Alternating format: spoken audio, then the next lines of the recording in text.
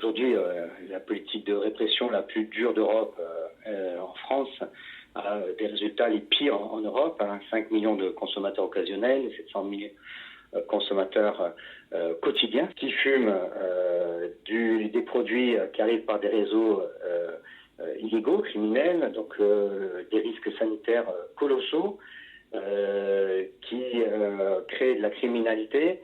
Bref, on est dans un total échec de cette politique de répression, et quand on voit que par ailleurs la légalisation dans une dizaine, même un peu plus maintenant, bientôt une vingtaine de pays ou d'États apporte des résultats probants, voire même crée de l'économie et de l'emploi, il est temps que la France s'inspire de ce qui réussit ailleurs pour régler ce problème de santé publique notamment et de criminalité particulièrement. En France, on ne peut pas dire que quand on a déjà 5 millions de personnes qui fument du cannabis de façon occasionnelle, on va encourager. Moi, je dirais que nous proposons la création d'une société d'État, la Société d'exploitation du cannabis, la SECA, qui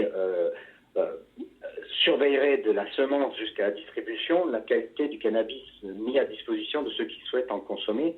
Ce serait un cannabis de faible niveau de THC, le psychotrope. Ça permettrait, sur les 5 millions, 4 à 4 millions et demi de personnes qui auraient accès à un produit de qualité, d'une certaine sécurité sanitaire.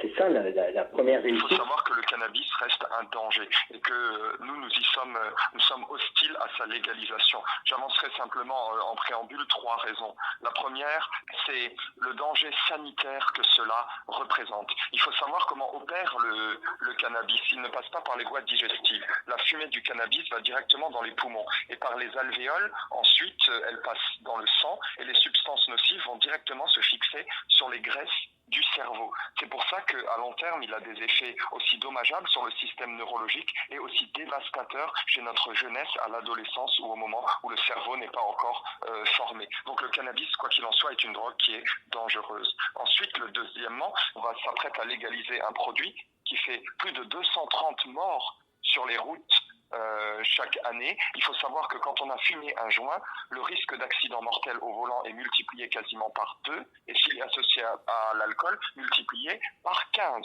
Donc on parle de produits qui à la fois sont nocifs mais aussi sont très dangereux. Enfin, troisièmement, ce produit, s'il est vendu par l'État, il va être taxé et il va être normé. Ça veut dire qu'il sera moins dosé que le cannabis stupéfiant illicite et donc vendu aussi, puisque taxé, plus cher. Donc ça va stimuler le trafic, c'est ce qu'on constate dans les pays étrangers, et permettre aux trafiquants de proposer aux consommateurs un produit à la fois moins taxé, moins cher, et à la fois plus dosé et plus fort.